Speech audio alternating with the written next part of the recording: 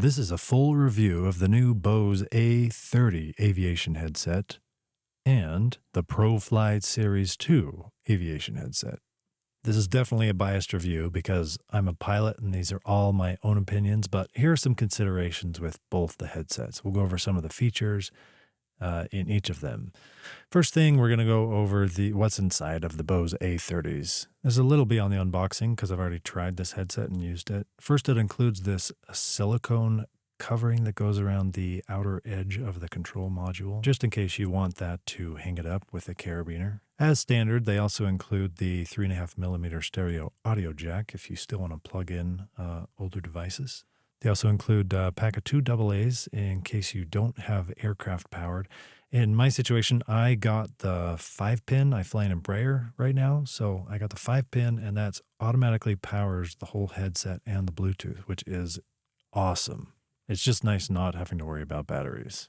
Now, same as the A20s, it has the differential volume on both of the earpieces, something that the Proflights don't have, by the way. That's only available on these over-the-air headsets. A power on button if you haven't enabled the auto on capability, which is a micro switch under the battery cover. And new to the A30s is this selective active noise cancellation, low, medium, and high. Low is practically off. Medium, little better. High is obviously the most quiet, something that I like. Bluetooth button and functionality is practically the same as the A20s. And then the audio mixing, still the same as the A20s. Mute will mute your any incoming audio, like music, if you're playing music for radio calls.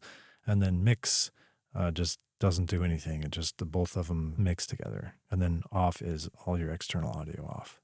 So the main difference between these two headsets is obviously over the air or in the air. So focusing on over the air, these earpads are high quality. If you've never tried Bose, I really like the earpads.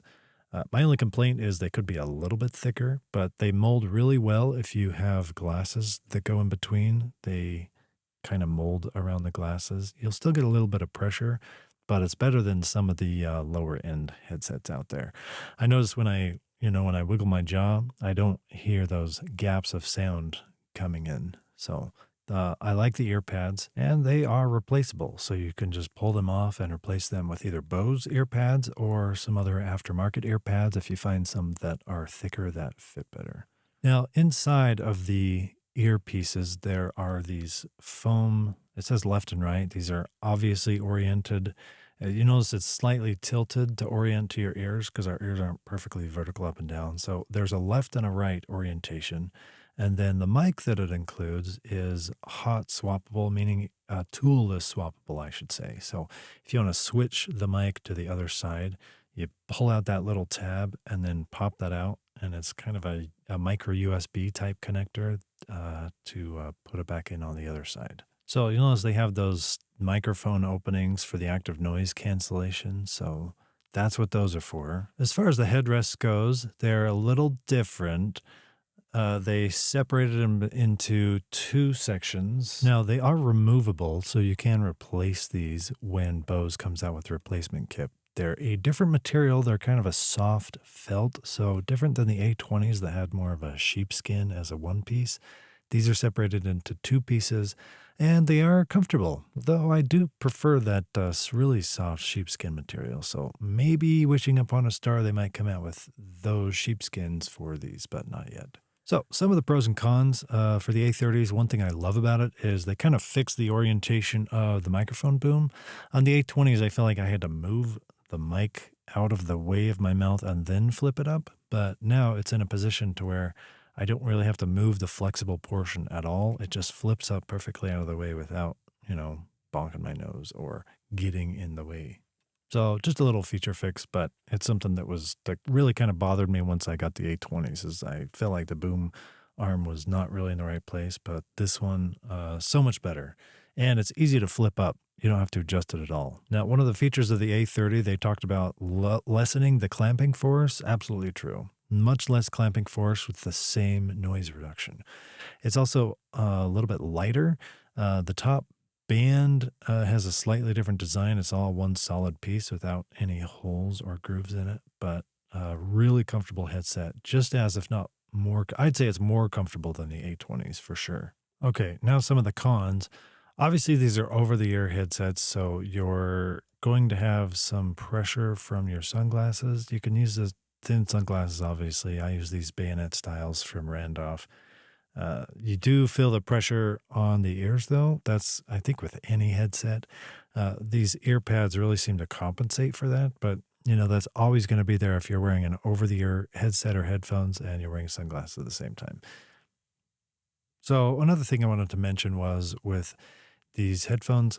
So they have these little foam things that cover the speakers and some of the things inside.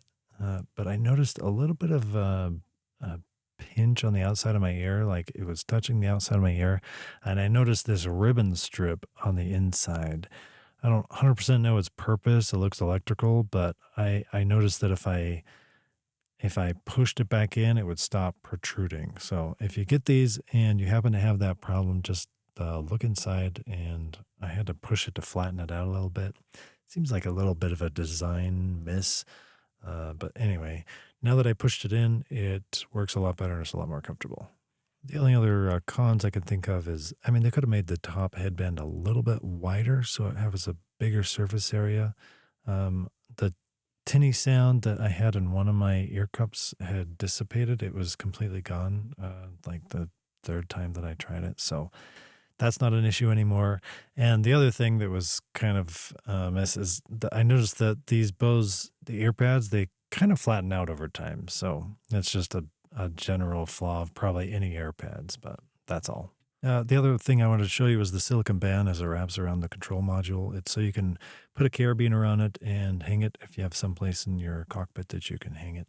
It does cover the volume buttons, but if you know where they are, you can press it over the silicone, so it's not really that big of a problem. So I suppose I could protect the buttons if they're going to be sliding against anything. So inside the battery compartment and the control module, by the way, the batteries are for the ANR and the Bluetooth if you don't have aircraft power. So inside the control module, there are these little switches. There's the reversionary mode, which is supposedly in case of emergency, it turns off the Bluetooth, the audio, and the ops and functionality in the tap control.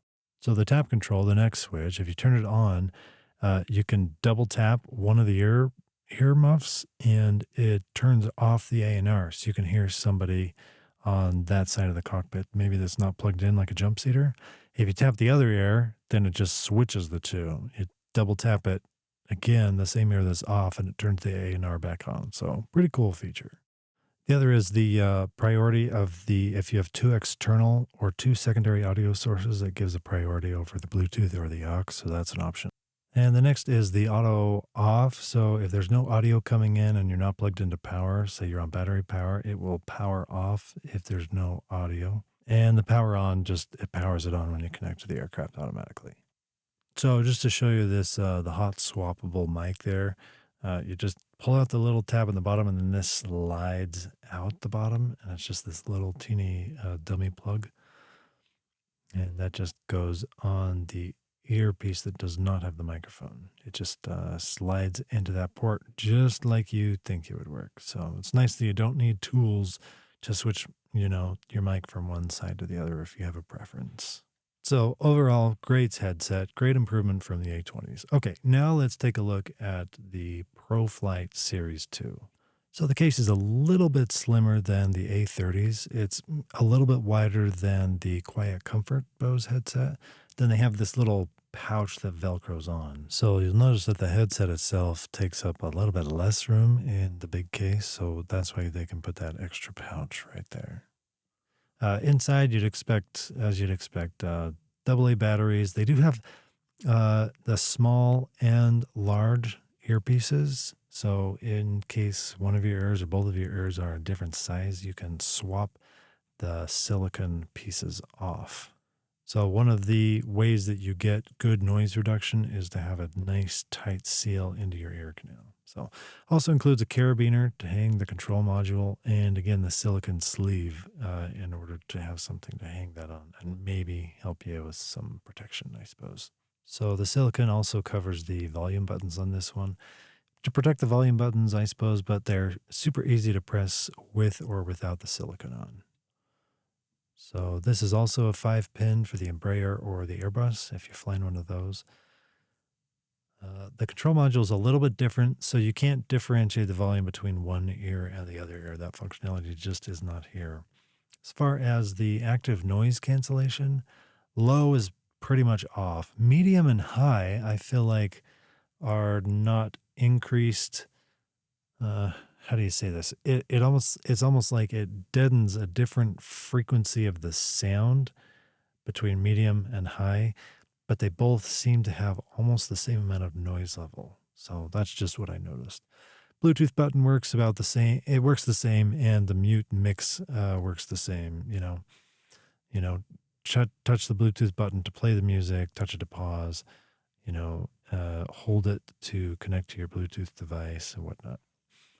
So inside the control module, they have these reserve switches. They're not using them right now, but they can add a future functionality to them. That's the idea.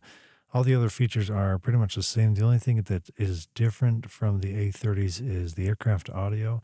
It changes the sensitivity for your intercom by like -8 dB if it's on low versus normal. So that might help your situation. So you also notice this also has the tap control. You have to make sure it's enabled to on, switch that switch to on, and then you double tap the earpiece and it gets rid of the noise reduction in that one ear, and same functionality when you switch ears. So same as the A30s, they both have the tap control and it's cool. So it's not a touch sense, it's not a haptic touch or whatever you call it. It's just a double tap and uses an accelerometer or something inside the earbud itself to do the functionality. So works cool if you want it.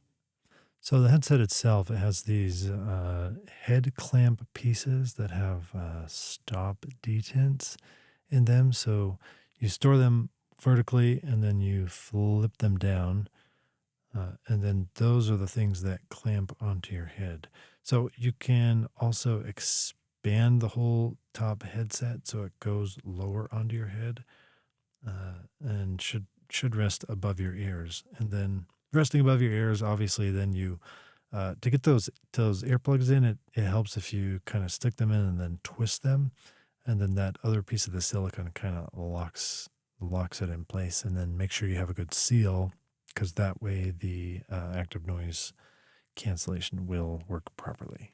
And then they have these nice little plastic pieces where if you don't say you only want one ear in, you can just hang the earbud back on the plastic piece. So that actually is a nice little feature because I could see you maybe wanting one ear in for the radios and the other ear open for the cockpit conversation. So overall, this headset is a lot lighter. It's 10 ounces lighter than the A30. So that's the big appeal to this one is you don't have something heavy over your head. It's mostly a matter of, do you want to stick these things in your ear? So my biggest problem is exactly what you see here. I've only used these a day practically, and they already have little things just like little lint and things just like to stick to the silicone. The silicone is kind of this rubbery material that attracts all sorts of dirt. And personally, for me, you can clean it, just clean it with a nice wipe. But you'd want to do that, I think, every single day. And then, every few months, replace those ear tips completely. But just make sure they're clean before you stick them in your ear. Otherwise, you might get an ear infection, or at least you're more susceptible to, getting germs inside your ears. But if you're used to wearing headphones inside your ears and you've never had a problem and you prefer that, then these will be great for you. Now, the other thing to consider, and the big draw for this one for me was I can wear whatever glasses I want. I don't have to have these bayonet headbands. I can wear something else. So, sliding under your pads in theory is great, but the back of these glasses, for instance, they actually hit this little earpiece. So, you can tilt it up a little bit like this, but then it's awkward. You have to really adjust it to get it to where that doesn't hit the back. And so it's still hitting your headset on this. You could try, I even tried shortening up the top thing, but it has to go pretty short. And once it's really high on your head, so it doesn't interact with your sunglasses, then it's a weird feeling. It's almost like wearing a very undersized, small hat. So I just found myself really finagling a lot with the position of where does this headset supposed to live so it doesn't, interact with my glasses.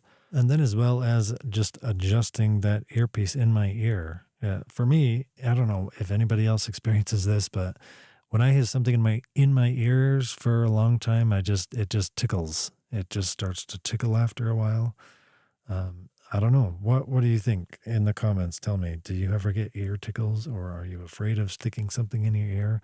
I'm really curious to see how many people, prefer which type. Some people it may not bother whatsoever. As far as the design goes for the silicone, it's actually pretty good. I would say it's very comparable to like AirPods, but the whole extra silicone that kind of keeps it positioned in your ear is actually really good. So, pros and cons. The pros, any sunglasses, it's very lightweight. I mean, I wouldn't mind wearing these for 8 hours as long as the ear, the in ear thing didn't tickle or bug me. Very minimal clamping force. They do have the functionality. One thing I have to say as a con, though, is the boom. It's not that the boom is bad, it's just that the headset on top is so light that you can't just flip the boom up like you can with the A30s. I mean, it may seem trivial to you, but when you go to take a drink of water, if you flip it, it flips the whole headset back. So you almost have to do it either two-handed or work the skill into your fingers to hang on to your headset while you're flipping up the boom. I don't know. I like to drink water or eat something, or even if I have to scratch my nose or something, sometimes I don't want my boom always right there. So I like flipping it up. I just don't want to lose my whole headset when I go to flip it up. So it is a very light headset, which is the big draw to it.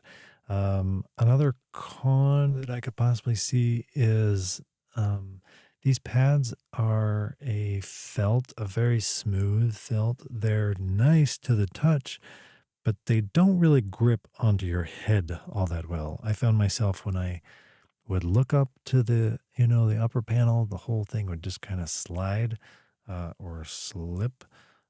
It almost would have been nicer if it was like more of a grippy rubber.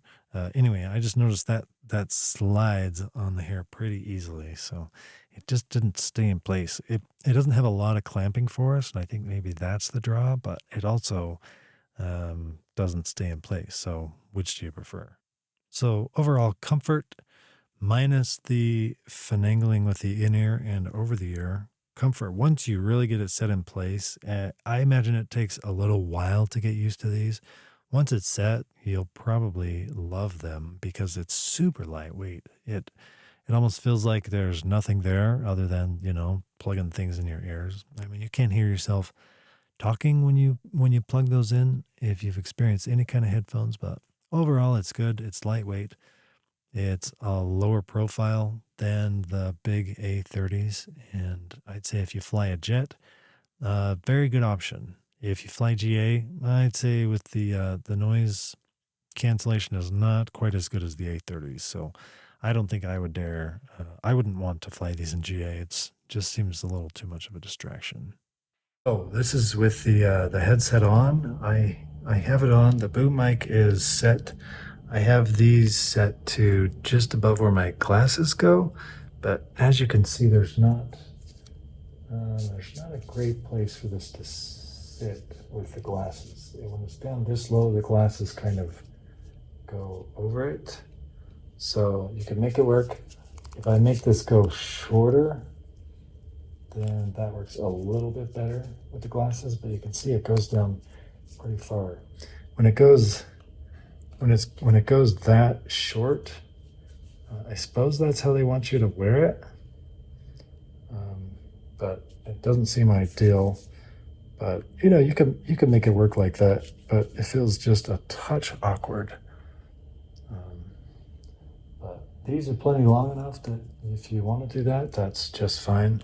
The other thing I didn't like is when I go to pull my boom up, it pulls the whole headset up because this is pretty tight. So when you go to lift the boom, you can't just lift it out of the way. You really have to just kind of hold your headset and then twist it like that. So anyway, that's just little quirks, little things. These things work great. They kind of go in the ear like that. So if you want, you just stick them in and then twist. And then if you want, that turns on the A&R and turns off the A&R. So for me, I mean, it's okay. You can get used to them. They're definitely something that you have to get used to.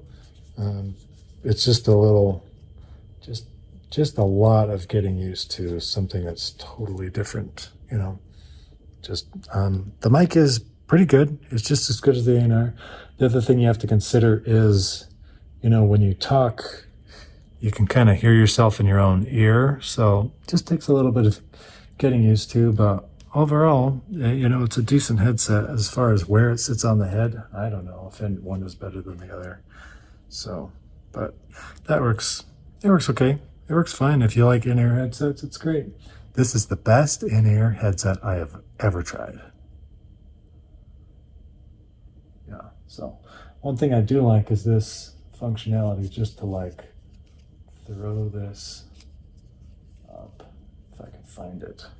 It's easier to do with the hand that it's actually working on, but this goes up to where it's out of the way. So if you just wanted one in for whatever reason, then, you know, that works pretty well. So anyway, cool. There's the airport. So those are the Proflights. These are the A30s. So one nice thing I like about it, first of all, the boom. I could do one finger boom on and off. So I take a sip of water and then comes back down and it's already set to go. So something I like about these. The A&R is good. The sunglasses, you know, they do have to fit underneath those pads, but the pads flex pretty well underneath that, so you don't lose a lot. Obviously, there's going to be a little bit of pressure, you know, under here, no matter what glasses you get, unless you get the really tiny, tiny glasses. But overall, I like it because I can just go like this and can read my charts and then just drop that down. That's something that I like. That's really cool. Other than that, you still have the tap functionality on this.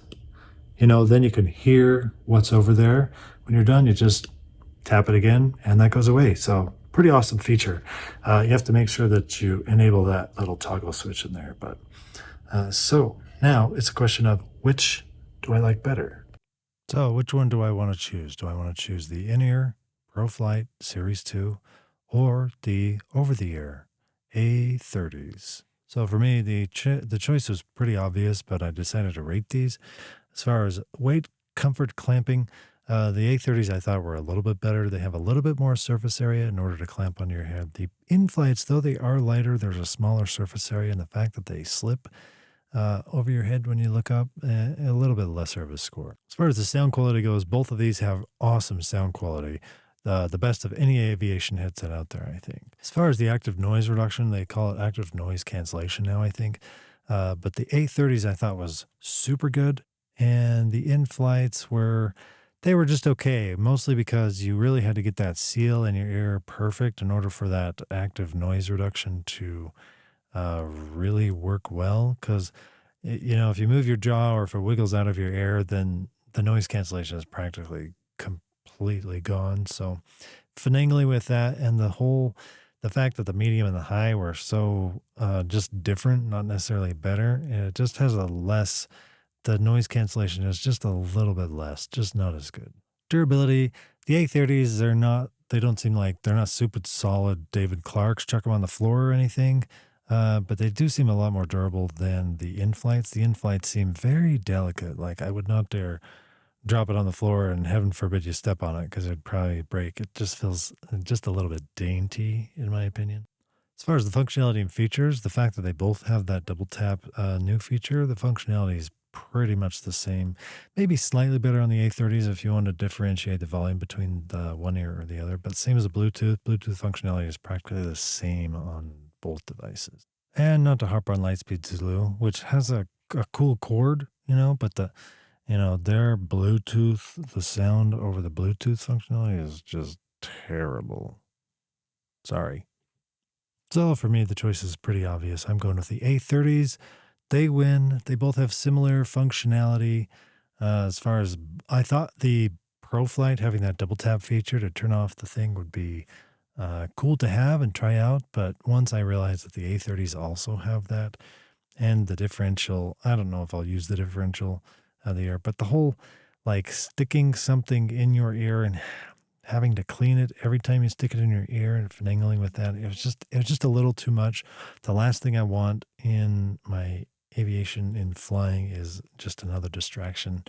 This one felt like it was just a little too distracting having to adjust it all the time. Feature wise, they're both very similar as far as the features go. A&R better on the A30s, sound quality is the same, except only in quiet. So if you're canceling the noise in the A30s better, then that probably makes the sound quality in the A30s better. So a couple cool features. Hopefully you learned something. Hopefully you can better make a decision on which headset might work better for you. And hopefully you saw some functionality that you didn't understand before. If you're not 100% sure and you still want to try out the Proflights or the A30s, you can buy them both at the same time and then decide which one you want because they still have a 30-day money-back guarantee, which is nice of them. But at least now I don't have to wonder which one would be better, and I can give my honest opinion, having tried both of them, which one I definitely prefer, the A30s. And if you fly a bus or an airplane that has power, definitely get the 5-pin A&R. It will change your life. Best thing since active noise cancellation. Change your life. No more batteries. See ya. Kyler Studio.